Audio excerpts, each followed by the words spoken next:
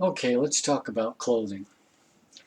Now, when we speak of clothing for a SHTF situation, we need to consider firstly um, and foremost that it's all about thermal regulation. In other words, the clothing should not be chosen for style or fashion. It should rather be chosen because it helps maintain a core body temperature of 98.6 Fahrenheit. So let's take a quick look at some examples of clothing that help you do that. First, we'll look at clothing that will help you in the heat. Now, you gain or lose body temperature mainly through your head and neck. So it's really important if it's hot out to have some type of headgear that shields you from the sun. If I was in an SHTF situation and I had to hoof it somewhere in the hot sun, I'd actually grab an umbrella. And I'd not only have the proper clothing, but I'd use the umbrella as an extra way to keep the sun off me. This shirt here, I got it on auction. It was on eBay. Believe it or not, I paid $5.25 for this. It has a UPF rating. Don't know if you can see that or not, but it's 30. It has moisture wicking, which means it helps your body cool itself by wicking away the moisture and not keeping you soaking wet and sweat and the humidity next to your body. Your body really needs to evaporate the sweat in order to keep it cool. I mean, you can go too far with evaporation, but that's getting into more advanced things. Let's just stick with some basics right now. And of course, it's quick dry. And along with Prepper Guide's core belief in conserving resources and saving money, this was brand new. And you can see the price tag. Once again, eBay. A retail price of $60 for a Field & Stream brand new shirt, purchased for $5.25. A nice shirt. If you need camouflage or something, maybe not that great, but hey, for the money, I'll take it. This is an old shirt of mine, and it's a really great example of when I was a hunting guide. It's a Pendleton, and it's 100% virgin wool. It has patches. It's very well built. This thing is over 30 years old, and I've kept it in good shape. And you can see that. Well, you probably can't see, but I can tell you that a quality shirt like this is excellent for cold weather. Because it's wool, and believe it or not, even in hot weather, wool seems to help wick the moisture away, and it can help keep you cool.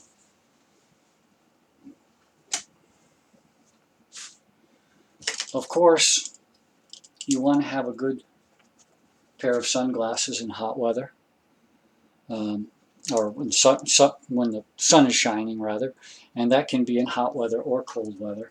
You can actually get something called snow blindness. If there's snow on the ground and the glare from the snow eventually will shut down your eyesight. So these are become invaluable. If things get too bad, blowing snow or sand or something, you can get full goggles. For obvious reasons, it's pretty self-explanatory. The same thing with a mask. A mask can actually help you not lose body heat through your breath. So exhalation, you will lose some heat, and this will slow that down. In real cold climates, so it starts to ice up. So there's a different strategy you want to use for that. Here's a hat for cold weather. It's a Pendleton, all wool. Very quality made. Once again, it's a very old hat, but I mean, you can't tell. I've kept it in good condition, so it still looks great. I prefer wool socks in the winter. And wool is legendary for its ability to help thermal regulate your body. Here's another wool garment. This is for winter, warmer weather. You can see it's a Woolrich, made in the USA. Heck, you could actually be a literal gray man in that one. This old school hunting jacket. Once again, wool and has some lining. Good for temperatures. You can dress in layers, and you know, you can, if you start to dress in layers, you can use a jacket like that, and it's good to get down to 10 degrees even, 10 degrees Fahrenheit. For wet weather, you need some type of waterproof garment. This I got from a company called Old Garage Incorporated. They give you a bag for $25. You get a pretty big bag, and it's the second Saturday of every month. You go down to their warehouse and you can fill that bag up. And I got 15 items of clothing stuffed in the bag for $25. Great deal. These are brush pants, and these are really important for walking around in brush or briars or something that could scratch you up. So you can look up on the internet what brush pants are, but I'd highly recommend having those. This is another one made by a company called Rattlers. These are so thick that they can even help prevent a snake bite. So they're a nice green color. This is a very old school company. Thick, thick wool pants. I mean, the quality, I mean, you can't, I mean, if you felt this is just such quality pants. These pants are probably, I don't know, 25 or 30 years old, and they are still like new. That's what happens if you take care of your stuff.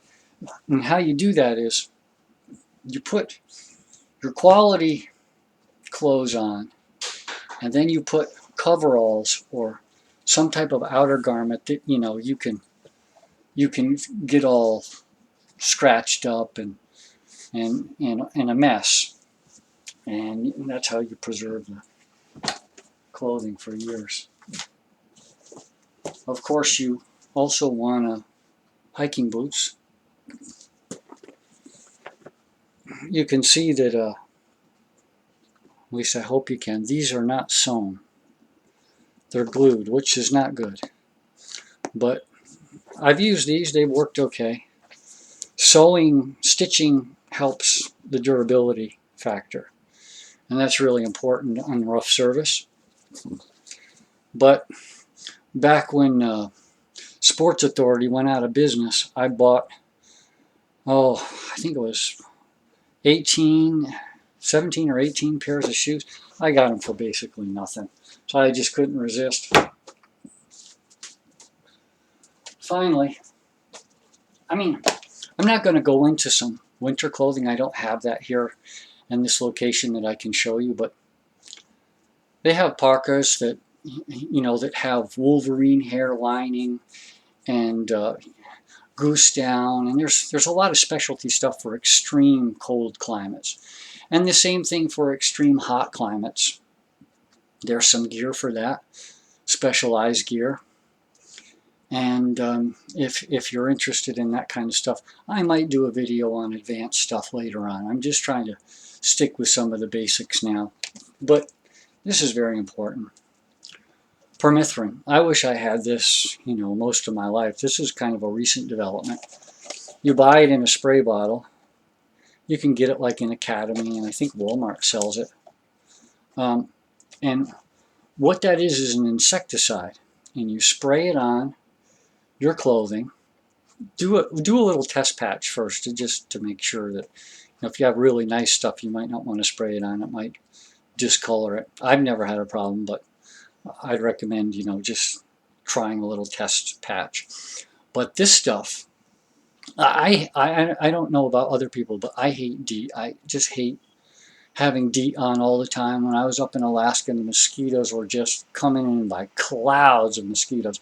They come in Alaska, Canada, even in some parts of the lower 48 here. And if you're out in the out and about, even in this swamp country, hot country, you can impregnate an insect suit with this even, and it'll help, keep them from getting into where your belt line or wherever they may find their way in a very thick swarm.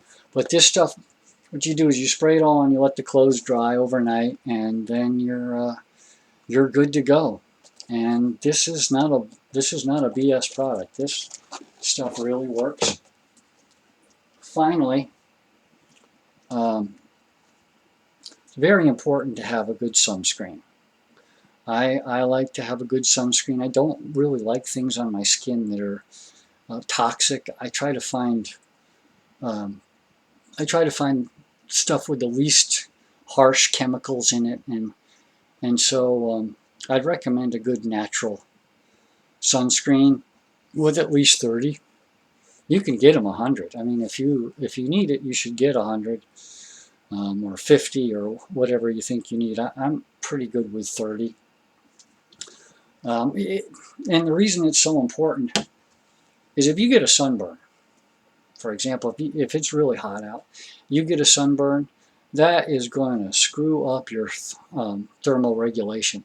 Your body will not be able to cool itself. And if it's severe enough, I mean, sunburn could actually start overheating your body, and you could get heat stroke relatively quickly. One final thing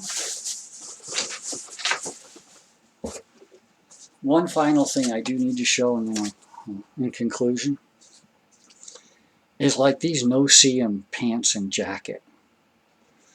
Okay, if you're in an area where there's a lot of bugs, you're going to want something like this, because you don't want to get all bit up in an SHTF situation.